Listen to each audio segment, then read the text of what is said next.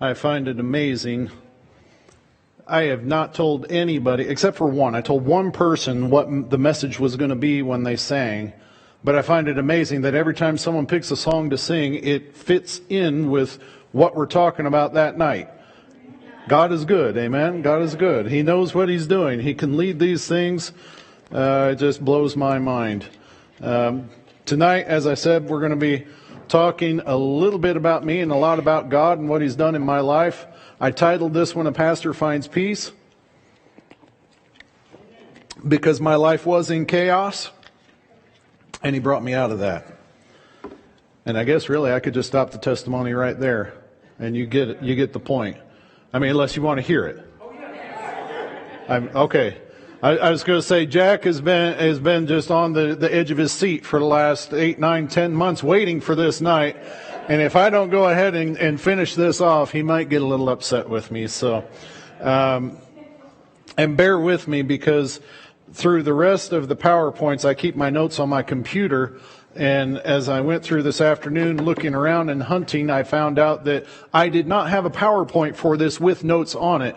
So I had to sit down and get my notes all together and print them out. So I'm going to be juggling a little bit as we go through. What I'm saying is, if I get ahead of myself and forget the slides, please forgive me. I'm notorious for running off with my mouth and forgetting to keep up with this. So just a little fun fact, my name is not Vincent. Or at least it wasn't when I was born.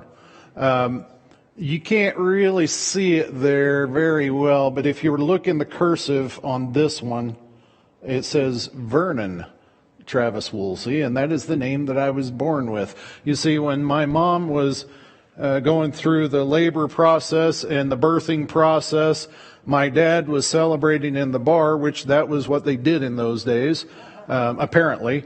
And so he was down there, but my mom, while she was going through this, and she had the baby, me, and everything was coming out okay, except they come and ask her, well, what's the baby's name? And of course, Dad was still celebrating. But she remembered at some point that my dad had said, he'd made a promise to one of my cousins named Vernon that I will name my son after you. And so Mom remembered that, and she said, Vernon is his name. Now, there's nothing inherently wrong with the name Vernon. But if you knew my cousin, it was not somebody that I really wanted to be named after. Now, nothing personal against the guy. I mean, he was a good guy. He was a loving cousin, the whole 9 yards. But when I thought about who do I want to grow up to be like, that's not who I wanted to be like when I grew up. I wanted to be like other people. So when I got old enough, actually when I was 18, my mother and father gave me permission to change my name. And actually it came free if I chose a name that began with the same initial, because then it meant that was a mistake.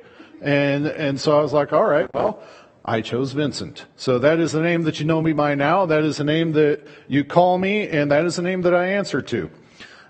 This goes back to when I was a little child. I grew up in a little town. I say little town. It was a little Midwestern town called Peoria, Illinois, not Arizona. I know, right? I did used to have hair on my head. And it was quite thick at one point. But, it's funny. Every time I show that picture, people say that. I don't know. It's something about that.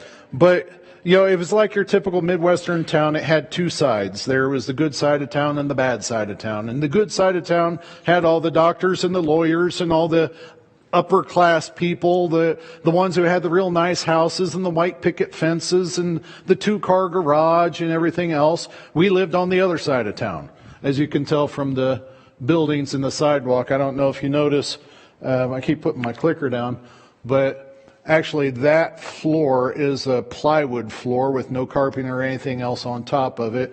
That sidewalk, it looks like pavers, but there's a whole chunk missing. Now, if you go and look at it today, they've filled that in now. They've fixed that. But in those days, they didn't. And quite honestly, as a child, I didn't know any different. But growing up, I look back in the atmosphere where we were, and, We had some worries about money when I was a child. But as a child, my parents never let me worry about money. I never worried about food. I never worried about those things. No matter what financial trouble we had, they kept that covered up. They did a good job of keeping that away from us kids. We grew up thinking everything was just hunky-dory. And as far as I can tell, it was. Except, this was the side of town that we lived on, was the side of town that the mafia started moving in. Right about my age, right about when I was born. And they picked this side of town first because it's amazing how easy it is to get people who are in financial trouble to do things that are illegal for money. When you have a need, you're willing to go and do some things that you wouldn't normally do in order to get by. So that's why they moved in on this side of town. Now, my dad worked in a place something like this. This is Peoria, Illinois, but from the 1960s, a little bit before I was born. But it would have been something like that. It wouldn't have changed much. And my dad worked for the mafia in a bar as a bouncer. Now, you might be thinking mafia glorified, assault rifles and machine guns and that kind of thing. My dad was a bouncer. He was on the low entry level of the mafia. He was the guy who, if there was any kind of dirty work, it came to him and for very little money. But that didn't change the fact that my dad always remembered. He knew the big shots. He was quite well acquainted with the big shots in that area. My family was, or at least on my dad's side. The reason I bring that up is because that made this side of town a pretty dangerous side of town to grow up in. I was nearly killed more times than I care to count. Various ways. A lot of them accidents, hit in the head with a brick, poisoned, nearly drowned several times. But there's one tonight that I want to talk to you about, a specific one. The way our house was is, we're going to say this is the living room, and my dad worked nights, as you would imagine. My mom would lay me down on the sofa in the living room because we'll say this is the dividing counter between the kitchen and the living room. The sink was here. So she could lay me down on the sofa over there and she could wash dishes at the counter and still keep an eye on me.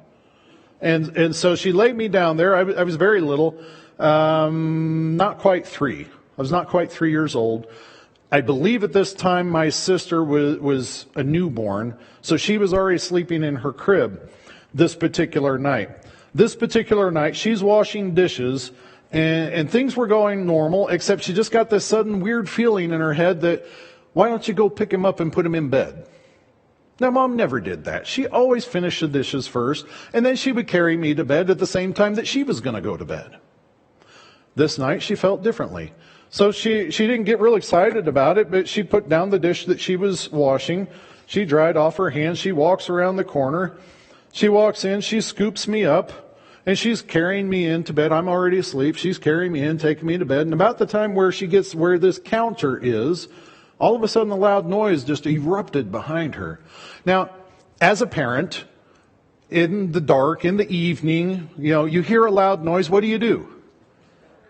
You jump, you get scared, you're startled, something. There's some kind of reaction, right? Well, her reaction was to run behind the counter and duck down and hold me tight because she heard this loud noise and it scared her. Well, about the time that the noise stopped, she peeks her head up over the counter and she looks into the living room. The window had been completely blown out.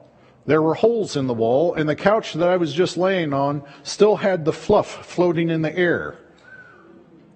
It was a drive-by shooting. It was an intentional drive-by shooting. You see, my brother also lived in town, and he got in trouble with those big shots of the mafia. And he parked his car out in front of our house. Now, what he did was he was sleeping in the car, but the mafia comes by, they put the hit out. They think that he's inside the house, and they figure, well, he's probably sleeping on the couch. So they shoot up the couch. Makes sense from that perspective. Except that he was not on the couch, that was me. So when I sit here and I think about my autobiography, if my mom had ignored that little urge, Or if she had thought that, oh, that's just silly, I'll finish the dishes and then I'll move him, my autobiography would have been a short story with a really sad ending. Instead, I believe that God had a plan for me. Psalms 139 verse 16 says, "You saw me before I was born. Every day of my life was recorded in your book. Every moment was laid out before a single day had passed." I believe that God looked and he saw my life and he said, "No, we're not going to cancel it there because I've got something else in mind for you later." And I believe that God planned for Mom to pick me up that night and move me into the bed. This is another picture from my childhood. That's actually my mom and dad. Now, as you can guess from the vehicles, that was an awful long time ago. In fact, you can see my face and my height.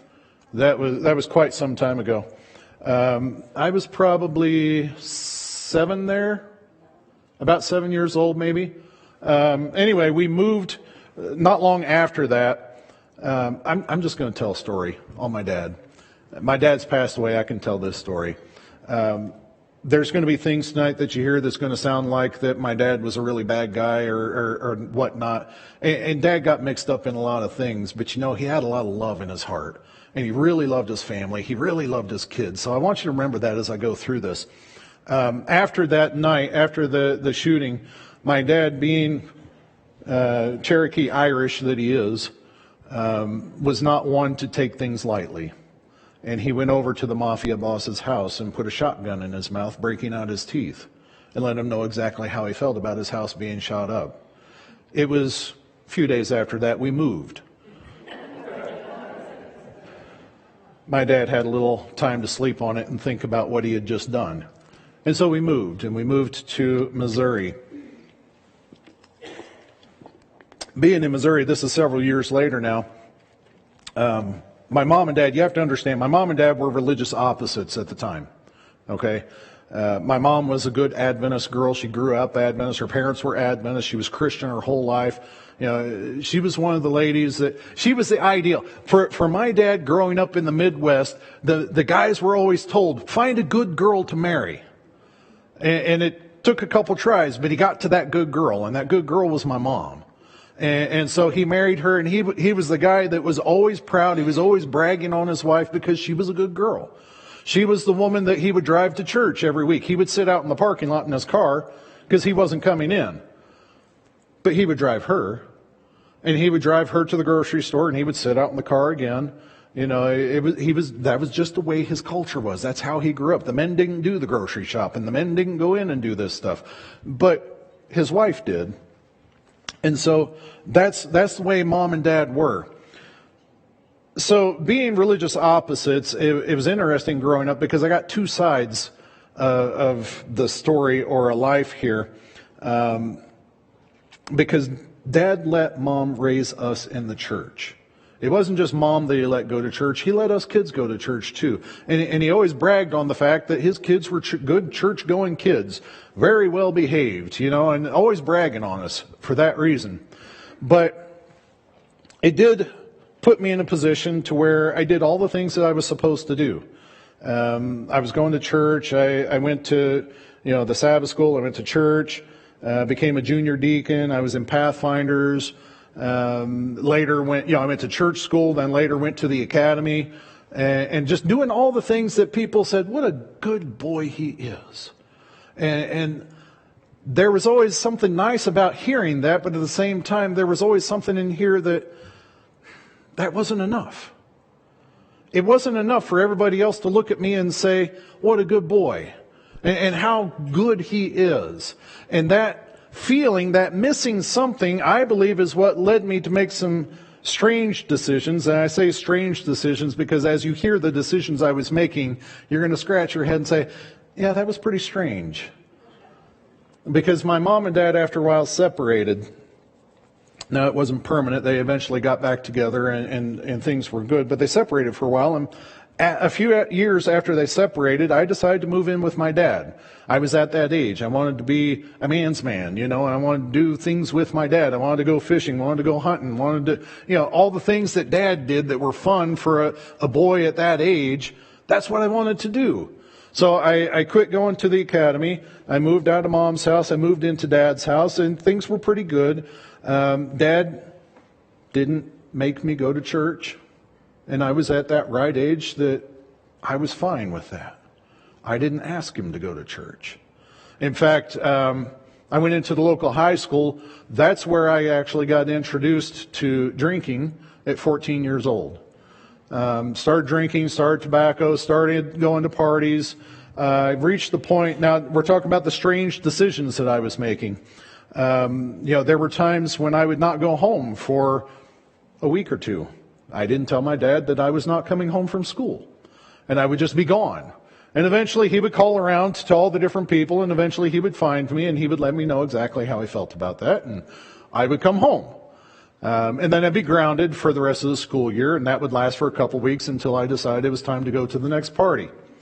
So this continued on, and actually this started a trend in my life. It started a pattern, because after high school, I got into one of the top engineering schools in the world. I'm still wondering how I got in there, but they accepted me in. They said, come on in. You're the kind of guy we want. All right, let's go. It was also one of the top partying schools in the nation.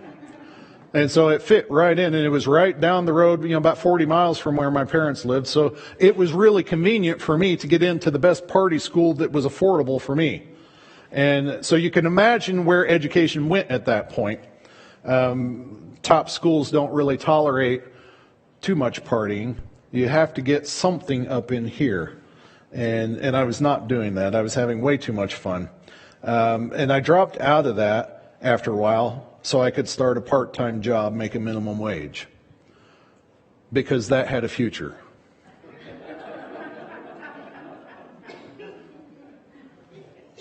Strange decisions. Bear with me, because that wasn't the end of the strange decisions. It was around that time, I was an adult by this time. I was out on my own. My dad, remembering the good old days from when he worked for the mafia, had this dream that I would follow in the family footsteps, and I would start collecting debts, Chicago style. And he had contacts. He had people that he was wanting to set me up with, and he didn't make it easy on me to say no. And he put a lot of pressure on me for that, because that was his dream, that I would be somebody important. Collecting debts that way. I was waiting for a reaction, to be somebody important. Anyway, I decided not to do that. I chose to stick to a safer income. I worked my way up. I got into management within the first year. From there, I bounced around for a couple stores, getting into upper management. Then I took on the place where I was at closed, so I took on a position in sales, which is something that I did for a good chunk of my life. And when I was in there, I worked a lot of hours. I averaged probably about 14, 15 hours every day. And some of you flooring guys may know something about that. But 14, 15 hours a day. It was getting up at 1 o'clock, 2 o'clock in the morning and working till after dark and living an hour away from the job.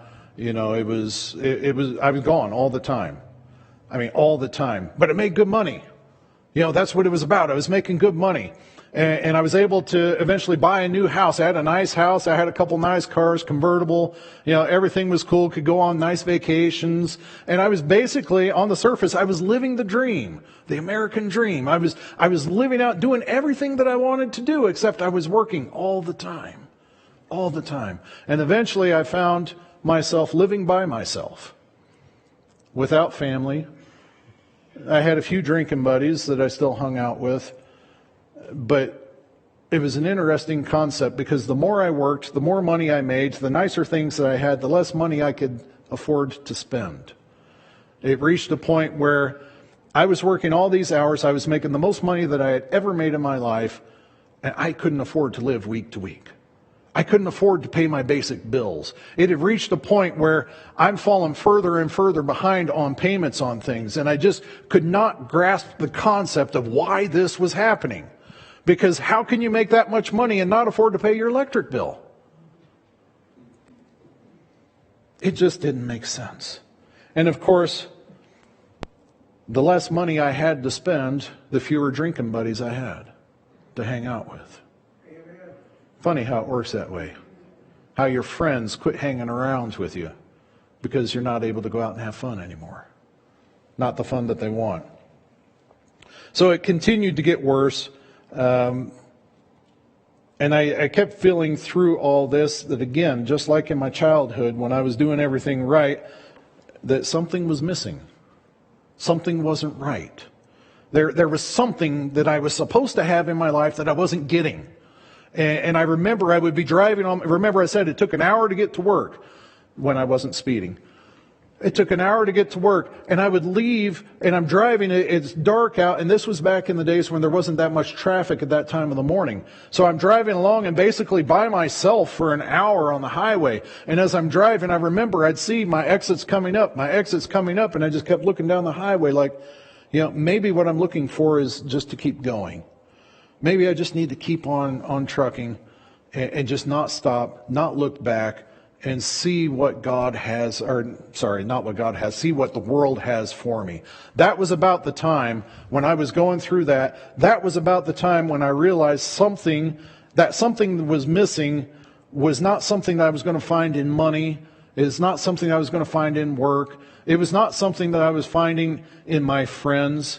In fact, I remember we went to a company party one time. And let me tell you, when I went to a party, I went to a party. And it didn't take me long to get where I wanted to go. And we went to this party, this Christmas party. And actually, I wasn't even going to go to it. I was sitting in my house by myself, and I had a few half gallons of whiskey sitting there. And I was knocking them down. I was knocking them down fast. And finally, my boss comes over to my house. And he rings the doorbell, and I open the door, and he says, "What are you doing?" I said, "I'm just kind of hanging out. Getting ready to go to bed, nothing important." He said, "Well, why don't you come over to the party?" I said, "I don't know, man. I got to work tomorrow. Here I am knocking down half gallons of whiskey. I'm really worried about going to work tomorrow. And the fact is I really didn't want to hang out with anybody. I really felt like being by myself. I really didn't want to associate with anyone. And as I was sitting there, and he said, "Well, we really like you to come over." And I'm like, "I really don't want to." He goes, "Well, we need a designated driver." And I don't know what it was, but when he said we needed a designated driver, never mind that there were about 3 empty half gallons from that night, something clicked in me that somebody needed me. Somebody needed me. And so I got up and I went over there and I said, "Okay, who needs a ride home? We don't need a designated driver. We just wanted you to come to the party." Well, that's the only excuse I needed. Straight up to the bar I went. And I polished off that night. I went that night. I remember at one point walking home. It's in the middle of winter in the Midwest. Freezing cold. No jacket, no nothing. I'm just walking home, I don't even know how far I walked. I don't know anything. I don't remember anything about that. I don't even remember walking in my door. But I do remember when I got in my door and I went into my bedroom, my boss was sitting there in my bed. And I was like, "This has got a real bad picture to it. I don't know why you're here or what you're doing sitting on my bed." He said, "Don't worry, Vince. I'm setting your alarm clock because you got to get up and get to work in the morning." Now, somebody was thinking about me. It may be a twisted way that he was thinking about me and inviting me to come out and go to the party and whatnot on a night that I had to work. But he was at least trying to think about me. And so I remember that. And I went to bed, and of course I was about 3 hours late for work. But I remembered that. I remembered that this boss at least was thinking about me. But I remember that night, and I remember as I was drifting off to sleep, that was the only thing I had entered into such a deep depression. Because in my life, nobody cared about me except for one guy. The guy who was my boss to make sure that I got to work on time.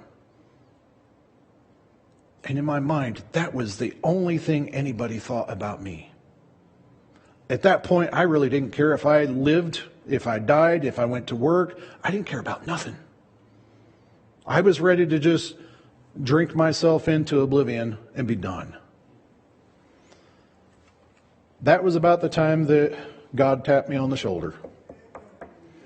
He said, dude, you're looking in all the wrong places. And I've been letting you wander around, but this is getting bad. And you need to come out of this.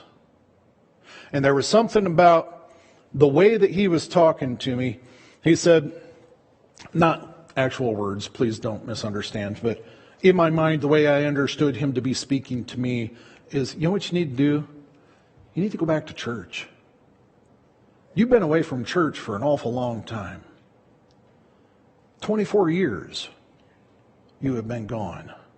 Isn't it about time you step back into a church?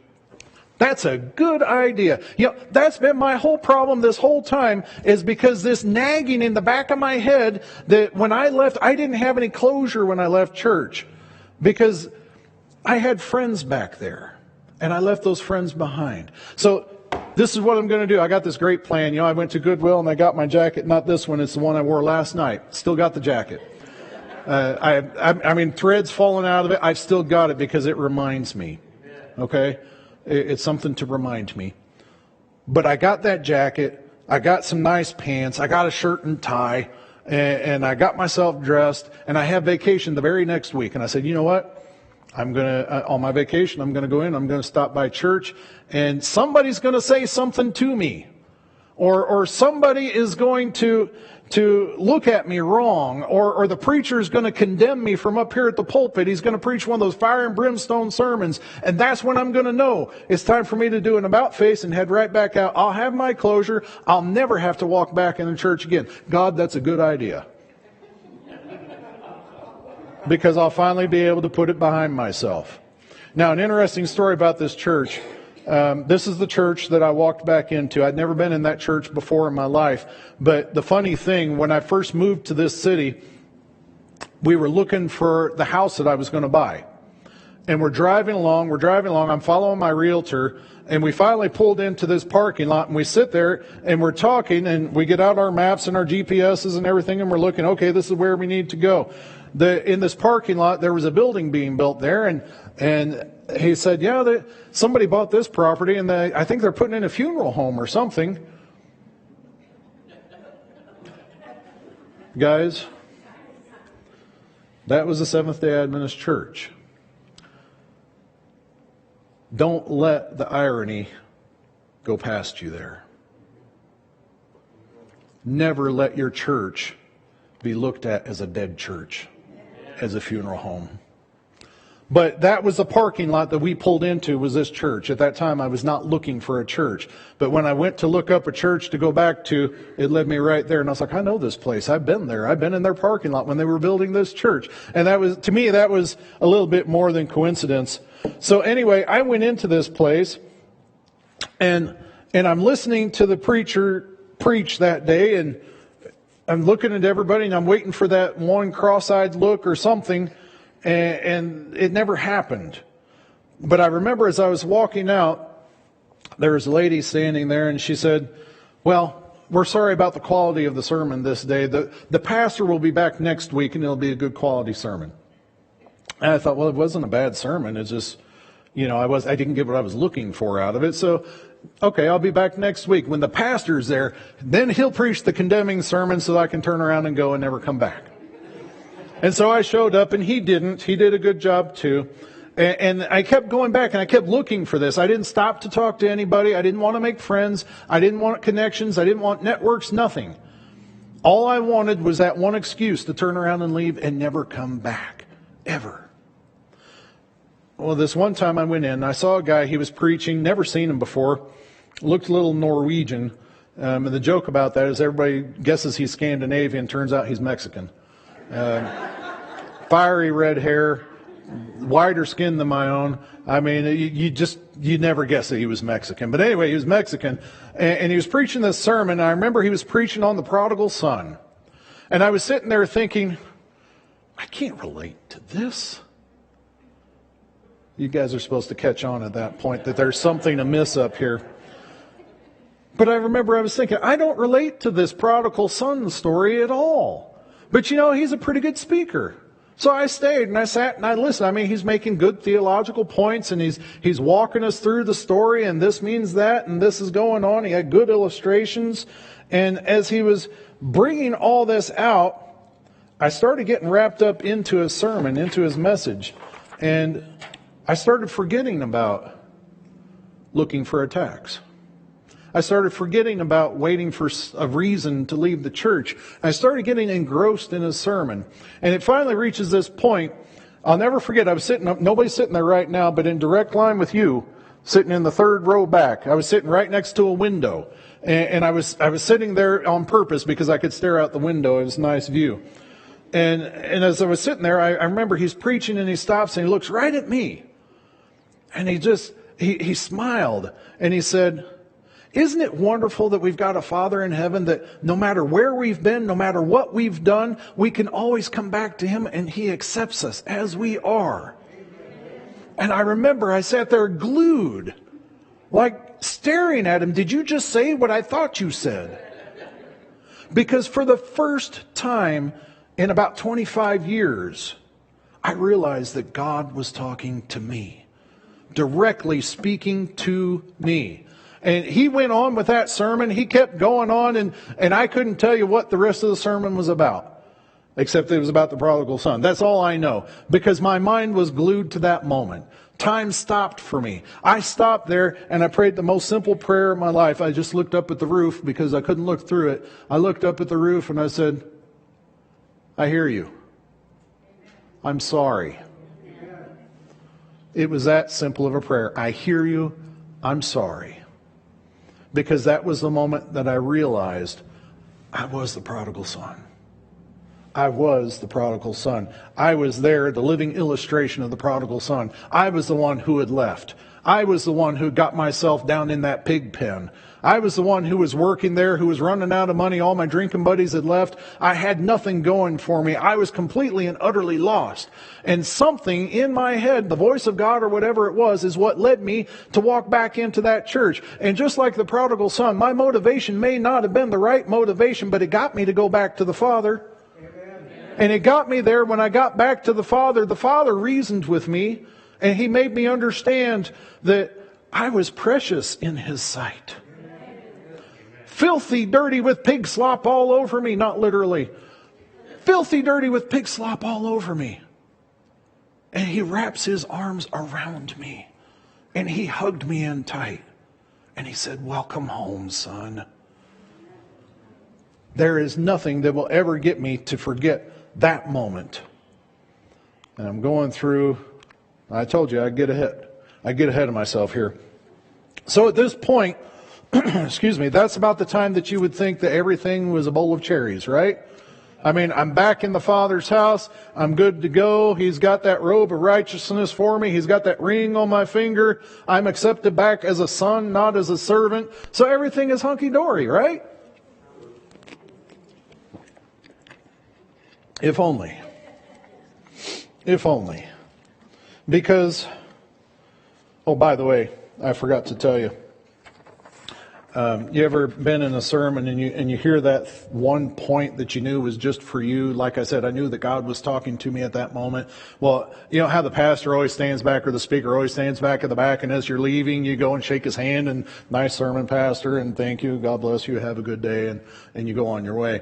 Well, as I was walking out, I mean, I'm bubbling over. I'm bubbling over because God just spoke to me, and I stopped and I'm shaking his hand and I said, "That sermon was for me."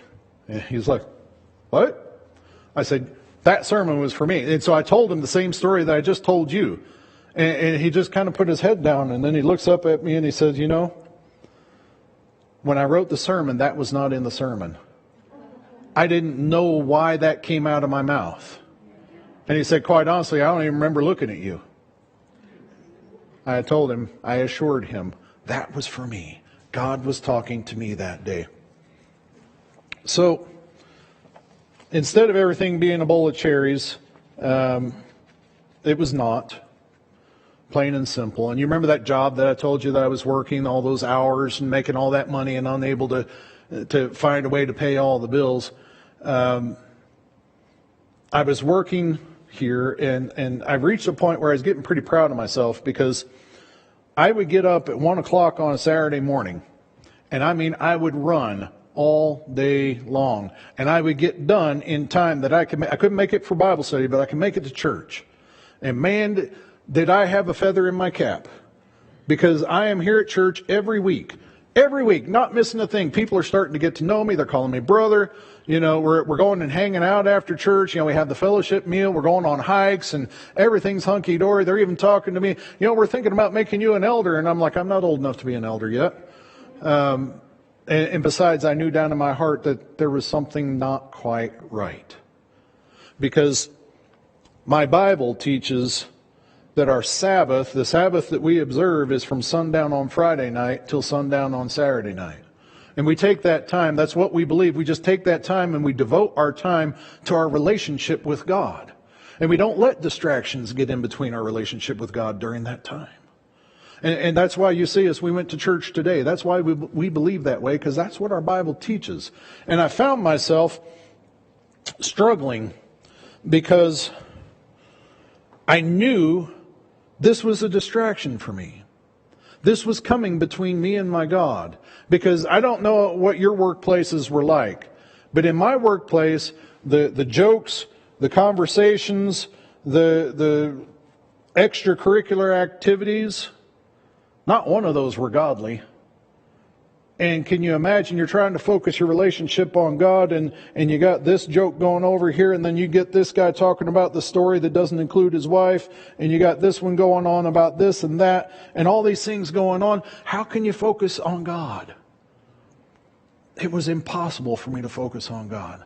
So I found myself, I'm looking for ways, how do I rectify this? Because I can't even afford to pay my bills now, much less, I know I can't walk away from this job. I know I can't. Can't do it. And then it was like the devil caught on to what was going on, and he just started pouring it on. Because I would get a flat tire, I would get stuck in traffic, it didn't matter what it was, anything to slow me down to try, but I'm still making it to church.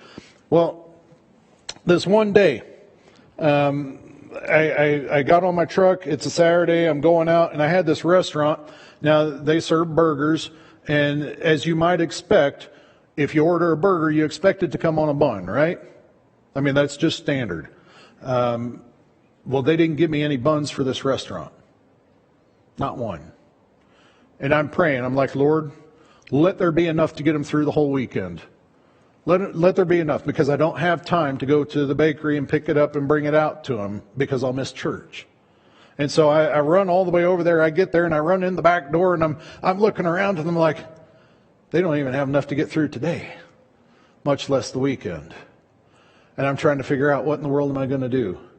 Because it takes 2 hours to get from there to the bakery. It takes about an hour for them to get the order and get it loaded up on my truck. Another 2 hours back to the restaurant, finish my route, drive back to my office, get all my paperwork, the truck unloaded, everything else done. And I don't know how your math is, but that tells me that not only did I miss church, but I missed the fellowship dinner, and I was going on no hike that afternoon. And that didn't cut it with me. There was, inside, I was like, I can't do that. Because that thing that I've been missing all my life, I have found. And it's not worth it to me. But how am I going to handle this? Because I can't afford to even pay my bills. And so I start praying. And I call my boss, and he's like, well, I can't go. I'm covering this route over here. I can't go for you. Otherwise I would, Vince. I'd be happy to. And he said, the only other thing, you can call around and see if one of the other guys have some. I was like, that's still, I got to drive the half hour back and get it. It's still putting me late. So I called one guy, and I talked to him, and I said, I'll make you a deal. I said, if you can get buns, do you have buns? Yeah, I have buns. I said, if you can get those buns and get them over there, I'll work for you tomorrow. He always worked every Sunday. I said, I'll work for you tomorrow, and I'll just cover everything for you. And he said, okay. And I didn't think much more about it, but I got back in, and my boss had made it in, and we're talking about it, and he said, well, what happened? Because he sees me, I'm rushing around, and he's like, what happened? You look like you're getting done and you're ready to go. I said, yeah. I said, he got it for me. He's going to take... You got him to get those... He doesn't do anything for anybody. He's the most stingy blah, blah, blah in the whole office. And you got him to go all the way out there on his free time for you? Thank you, Lord. That was an answer to prayer. But you see the problem that I had come up with, because now I've got to choose between the Sabbath and my career. I'm having to make a choice. I'm having to decide, what am I going to do? Because I got house payments, I got car payments, I got bills, I got all this other stuff. Not to mention I've got kids, I've got a mom, I've got all these things that I got to worry about. And surely the Lord doesn't want me to let all that stuff go. Surely God does not want me to abandon everybody in my family and let them suffer because I'm going to take time off. Surely not. And so I thought, okay, here's an alternative plan. Because prior to this, I had companies calling me up. Companies were calling me, trying to get me to leave my company and go to work for theirs. Because while I was in sales, while I was with them, I was the guy that everybody in a 3-state area sent to me to train with. It didn't matter what they were training for. Corporate office, route man, sales, loader, it didn't matter. They sent them to train with me. And so I'm sitting here thinking, I've got a great resume. I am overqualified for a lot of these jobs. I'm not expecting anything. Just give me a Saturday off. That's all I'm looking for. Just give me a Saturday off. All of a sudden, all those companies that were calling me, I call them back. They won't even answer my phone call. I mean, people that were like good friends with mine now, they won't even return a call. They got nothing. I applied for one job, absolute shoe-in for this job. I knew I had this job. I didn't even make the second interview. And then position came open, the supervisor position for my work. And I thought, well, the last supervisor always took the weekends off. I can too, right? So I applied for it.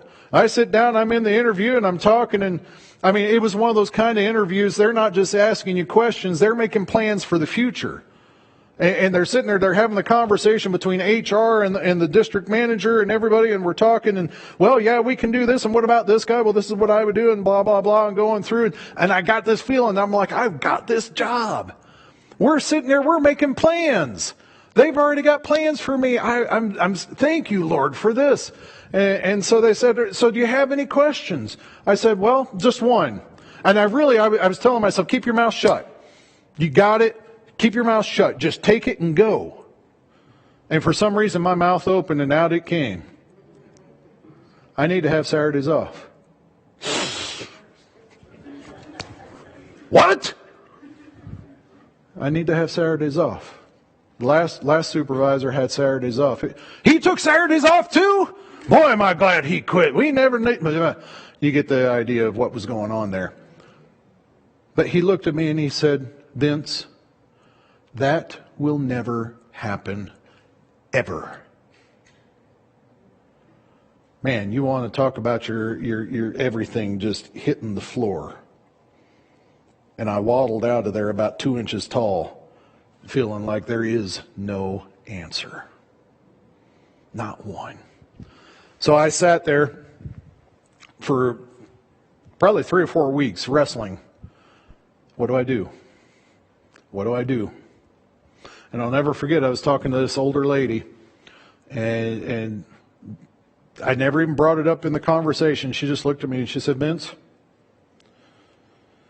when are you going to start keeping Sabbath? You've been camped out around this mountain for about 3 years now. When are you just going to do it? I remember because I didn't start that conversation. She brought it up. And again, it was as if somebody was talking to me and saying, you know what? Maybe you ought to just take the plunge.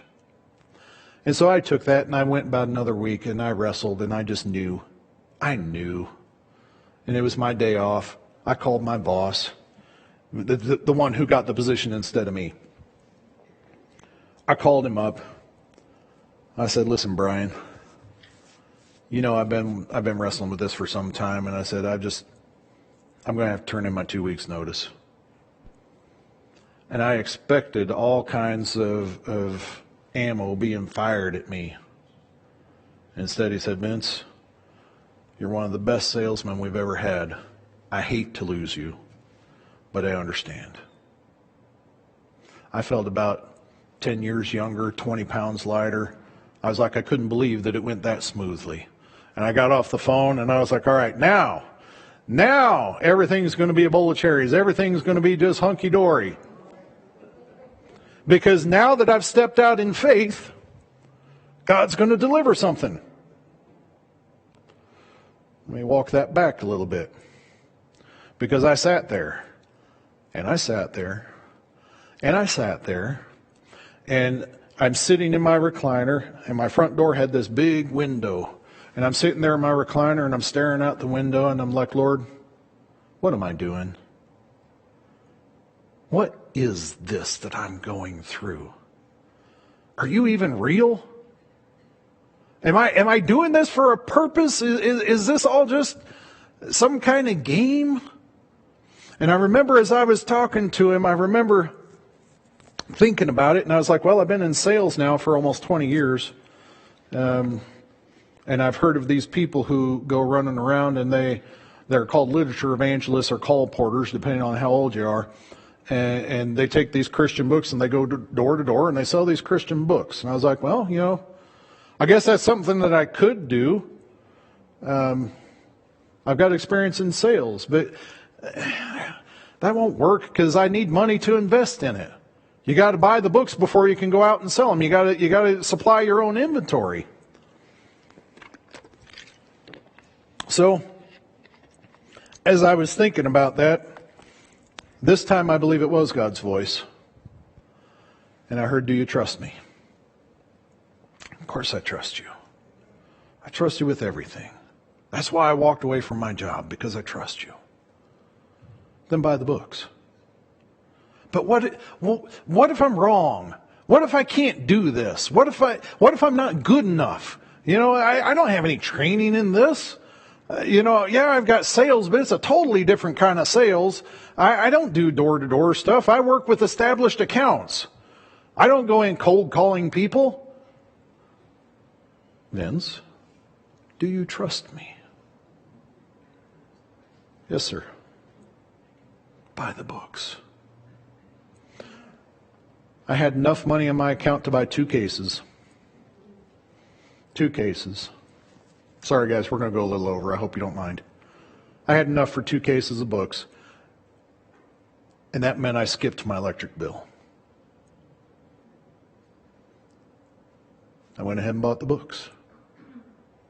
And I remember my wife and we decided it was a Sunday, and I told her, I said, Sundays are supposed to be the best day because everybody's been in church and they're already thinking of Jesus and kind of pumped up on God's love and everything. That's the best day to go out.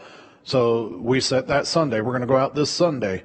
And so we went out that Sunday, and we get in the car, and I said, we need to pray before we go.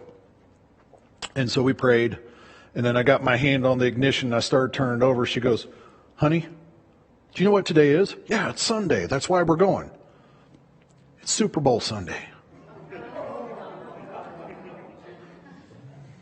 If you ever known any avid football fan, how many of them like someone coming and knocking on their door saying, hey, I got Christian books. Would you like to buy some? Slam. But you know what we said? We're going to throw out our fleece. If you don't know what I'm talking about, go look at the story of Gideon. We said we're throwing out our fleece. And if this is what God has for me, then we will do okay.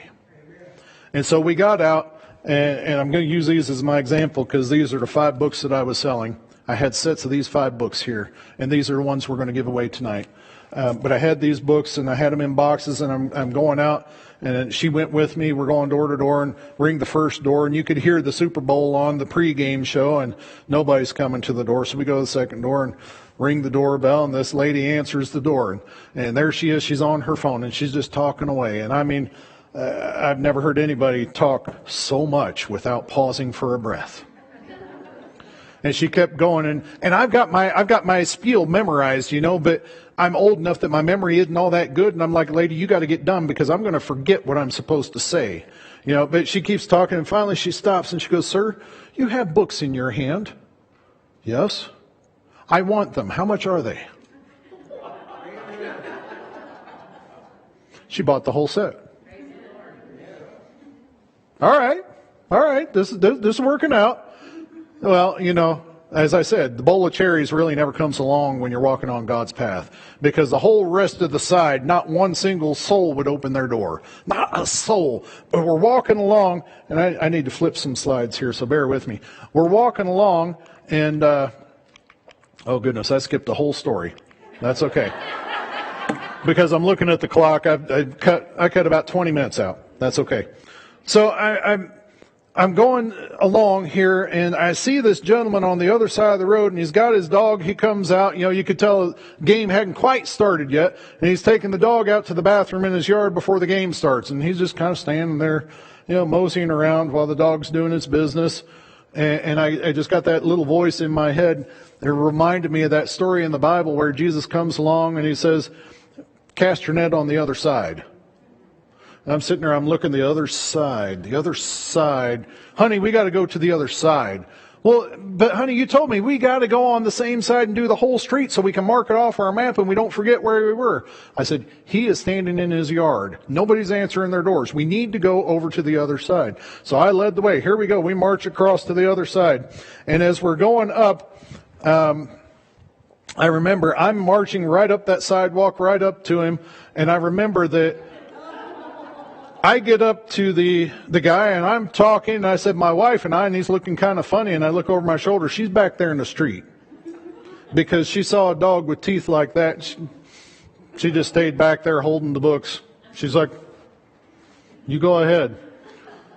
So I'll never forget this for the rest of my life, and I hope you don't either, because I started talking to him and I started giving him my salesman's pitch. And I'm going through, and as I start talking, this dog starts barking. And I'm like, I'm trying to time it in between his barks so I can get some words out.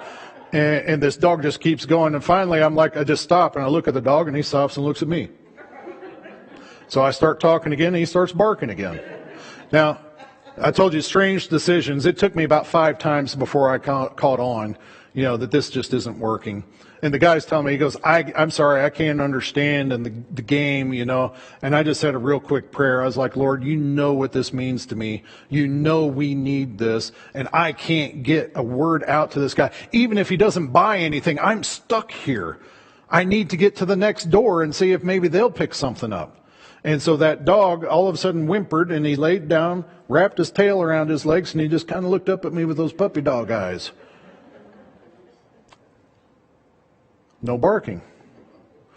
So let me start no barking. He didn't bark at all. And that guy bought an entire set of the books. Now, as I turned around and walked, that dog jumped up and started barking again. But God was good. We spent literally 1 hour and we sold out. 1 hour and we sold out of everything. Now, that didn't make me a wealthy man, but that did mean that I could buy more books and pay my electric bill. God is good. He provides enough. Are you guys done, or you want one more story? Okay. One more story. And I'm glad, because this kind of bridges the link of moving from Missouri to here. Because I applied for a position as a literature evangelist in Arizona. I was doing this freelance back in Missouri, and I was like, I need a little structure here. I need some support. I need backup, and a larger network. So I got hired, and I come down here, and it was really strange to get hired because they only hire college students. I'm 39 years old at the time, 40, whatever it was. They don't hire guys like me for that. And in fact, their whole spiel, their salesman pitch is all based on, hi, I'm a college student, Here I am. Hi, I'm a college student, But I came down and it worked. But I got to tell you how we got here, because we decided to move. We packed up everything. We got this huge U-Haul, the biggest you could rent. and we hooked up my truck. I had a little blue Ford Ranger, and we hooked it up to the back on a trailer, and we're preparing to move. Now, I looked all over for pictures on the internet that I could use to illustrate this, and you'll never guess where I found one. Google Earth. Just happened to take a picture of my moving van and my blue truck on the very day that I was moving. That's my brother-in-law's yellow Ford Ranger there. And right there, that shadow, I'm not sure who that is in my yard, but that's somebody in my yard carrying something out to be loaded up on that truck. I don't know what are the odds that Google Earth would take a picture of my moving day. But there it is. And in case you wondered, yes, I lived on Stadium Boulevard. That's where I lived in Missouri. The only thing I could think is that God knew I needed a picture to illustrate this. And so he provided one. So anyway, we loaded up and we got moving. All right? And we leave. Now, from the very moment that we left, we had a windstorm. Head on. The whole way. And now, these are pretty bulky. They don't get the best gas mileage. We had so much money set aside for gas. And wind the whole way. I mean, we're getting up to 40, 50, 60 mile an hour winds. I mean, I'm like expecting a tornado at any time. And we get into Oklahoma, we stay the night. We get into Texas, we get into New Mexico. I remember stopping in New Mexico for gas. We had just crossed the border, and we stopped for gas. And the truck, the moving truck, was like, from that wind. I'm sitting there, I'm a little concerned that it's going to blow on top of me. That's how strong this wind was blowing. But I remember that stopping there specifically because of the price of gas. Now, this price of gas will kind of blow your mind a little bit, because the price of gas there was $1.84 per gallon. Been a while since we've seen that, right? $1.84 a gallon. And I remember thinking to myself, this is probably the last time we're going to see that price. And we got in the truck and we're driving again. And if you've ever drove on I-70 through there, anybody ever drive on I-70 through there? Yeah. You know what I'm talking about. It's like the head's bouncing off the ceiling. I mean, it was crazy. And we're doing it like for hours. I'm like, does this ever stop? It does not. It does not. You have to get on 17 and start coming down this way before it stops. Anyway, as we're driving through, we're getting closer and closer to Arizona. And I'm thinking, finally we're getting there. And I'm watching, the price of gas keeps going up and up and up. And it keeps getting higher. And I'm like, really? Arizona's supposed to have a low cost of living. But it keeps going up higher and higher and higher. And I remember I commented to my wife, she's sitting there next to me, and obviously, and I commented, I said, just joking, I said, if we see $1.84 a gallon again, I'm stopping, because we'll never see it again for the rest of our lives. The next city, every gas station was $2.09, $2.15, $2.19, except for this one that had $1.84.9. Truck stop. I looked at her, I looked back at that sign, I said, we're buying gas. Are we empty? No. But I told you, if we saw $1.84, we're going to stop and buy gas. And there's $1.84, so we're going to stop and we're going to buy gas. We're going to fill the tanks. And so we pulled in. And I remember, remember that bouncy road? Well, we pull into the parking lot of this truck stop, and man, the potholes are just horrid. I was like, how can you even call this a truck stop? We're just spine injury, I'm telling you. So we pull in, and again, the wind is still blowing. It's Arizona, or it's almost Arizona. We're down south, southwest. I'm thinking, it's going to be warm. I open the door, give me my jacket, because it's still cold. Anyway, long story short, I told her, go inside. I'll fill the tank if you'll go pay. So she went inside, and I'm standing there, and I start filling the tank. And I told her, I said, just wait till we're done so you don't have to come out in the cold. And I'm standing there, and something just told me, look back. All right, I look back, and heater hose. I hope that's not my heater hose. Walk back there. Lord, I can't afford to lose a heater hose. And I walk back there.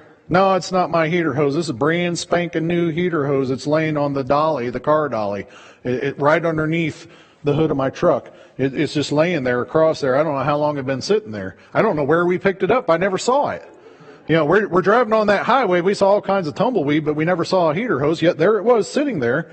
And so I was like, all right, I guess I'll throw it away. And I got this, look closer. So I bend down to pick it up, and I look, and I was like, oh, there's the chain that goes over my tire, on the side of the tire. Yeah, the front tire has not been chained down for I don't know how long. And I'm like, wow, Lord, thank you. You know, no, keep looking. So I went to the other side. That chain was off too. Except not only was it off, you remember that bouncing road that I was telling you about? That truck had been bouncing up and down and the chain was underneath the tire. That truck had been bouncing on that dolly for I don't know how many miles with nothing holding it down. And there, you know, I kept looking, all the safety chains had come off, they'd been dragging on the ground. I mean, it was just literally sitting there. Now, I don't know about you, but I believe God sent some angels to hold that truck on there. Because you can imagine what would have happened running 65 miles an hour down the highway and your truck bounces off. You know, how many people could have got killed? It was amazing. It was amazing. God has done some amazing things over my life. And I look at where I am now compared to where I was then. And I can definitely say that God has always had a plan for my life. He is blessed in some amazing ways. I mean, I've got stories, we could stay here all night, and I'm not going to tell them all. But, folks, God is there.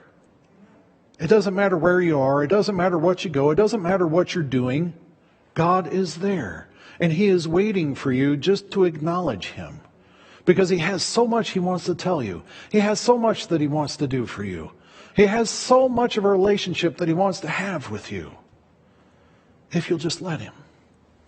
If you'll just answer and acknowledge that He is there. I look back and I believe His plan is more than dodging bullets, more than paying bills, more than selling Christian literature. I remember being down in that pig pen. God was there reaching out to me everywhere I was. He was always there reaching for me. And I guarantee you, He is always there reaching for you. He's there for every one of us.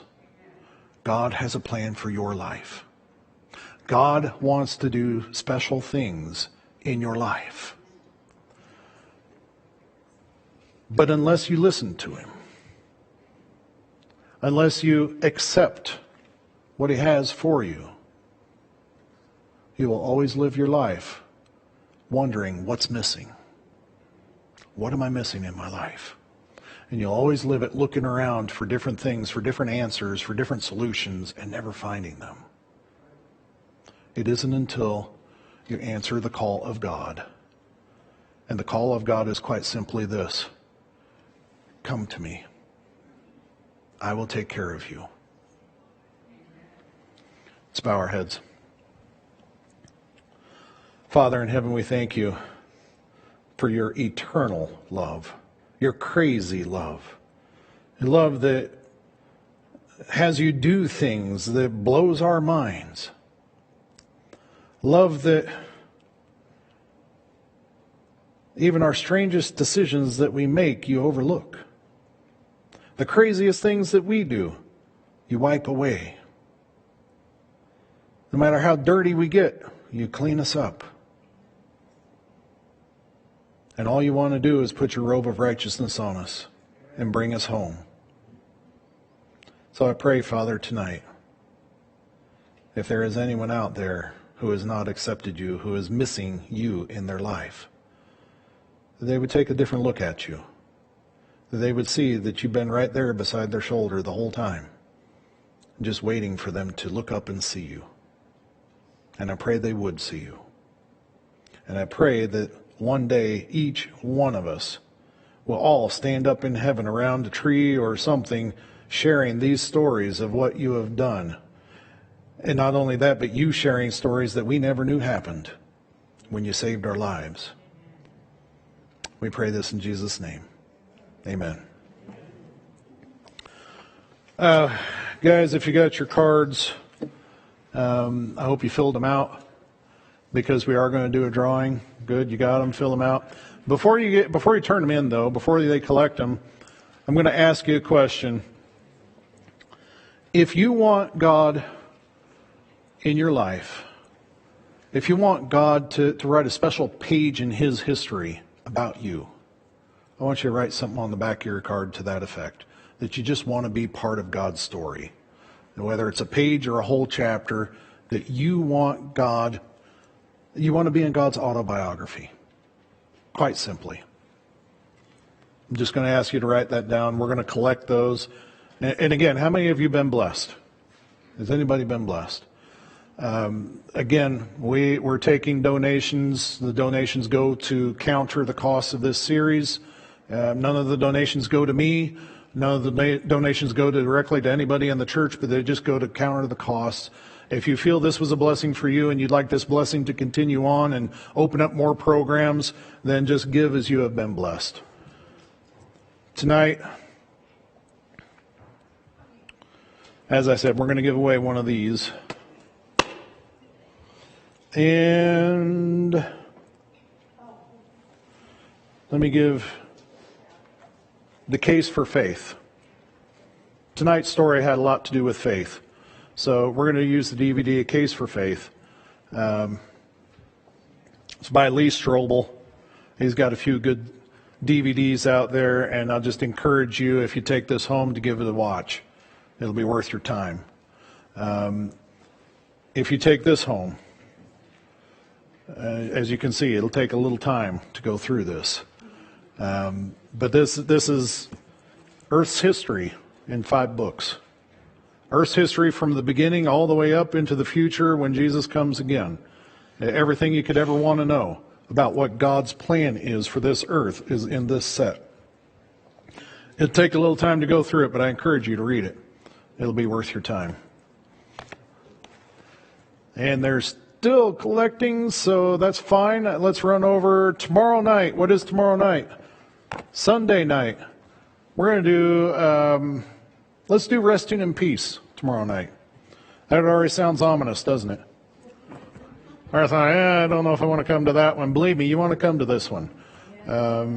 It's worth your time to come. We're going to be talking about what that means to rest in peace. We've been talking about breaking away from chaos. That's what this whole theme is about. And a lot of times when we look at resting in peace, peace is the last thing on our minds. And we're going to take a look tomorrow night and how you can have peace when we think about that and what God's plan is with that. We'll take a look at that tomorrow night. How many of you, again, I've asked this before, but we got some different faces here tonight. How many of you struggle with the book of Revelation? How many of you feel like, I don't even like it because I know people that I don't even want to read it because it's too hard to understand, it's confusing, it's kind of scary. Well, have you ever read anything in the book of Revelation about the 7 last plagues? You ever hear about the 7 last plagues? How about Monday night we take a closer look at the 7 last plagues and see why you can have peace in your hearts when you read about the chaos of the 7 last plagues. We will take a look at that Monday night. Oh, let me grab this. And let's see, we're going to lead off. Maybe I should do the heavy one first. Get it out of my hands. So for the set of books, and again, this is the same set of books that I used to sell door to door. Different package. Jim Fertig. I'll pass that along to you. There you go. There you go. Pass that blessing along. If this is something that you do have, you do have an option. If I draw your name, you say, I already got that. We can either draw another name or you can pass it to somebody that you know that would be blessed by it. So that's your choice. Or you can take it and have 2 copies. Yeah, that just happened. That's what reminded me to say it. So let's see. Well, this is your lucky night. Susan Bonner.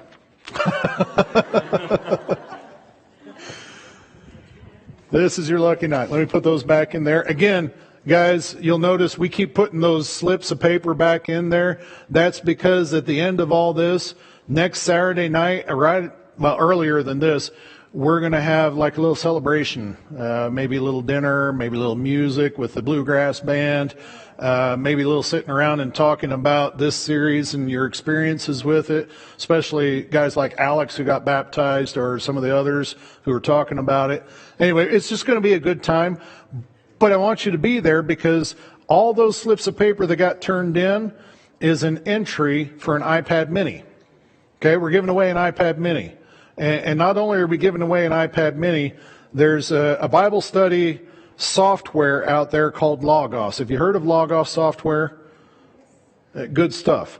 We're willing to help you get that on your iPad mini. How many or how many? Because I haven't had it out of the box. You know, the box is one. We're just giving away one. Just one that night. But I do have it already. It's already in my possession. So guarantee I'm not going to take it home. I don't do iPads, so I'm going to give it to somebody who can make some use out of this. Guys, what's that? Where do we get the books?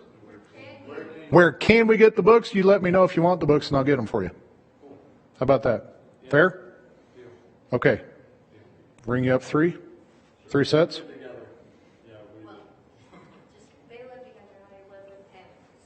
We'll work it out. We'll work it out. But yeah, we can get that for you. Thing is, I don't want anybody having to buy anything that you take away from these meetings. So if your name's not drawn and you want something up here, let me know, okay? And we'll do what we can to get it for you. Guys, again, thank you. You've been a blessing. I encourage you to be here tomorrow night. We'll talk about resting in peace, and then Sunday night we will be talking about those 7 last plagues, something that we all need to know about. God bless you. Have a good night.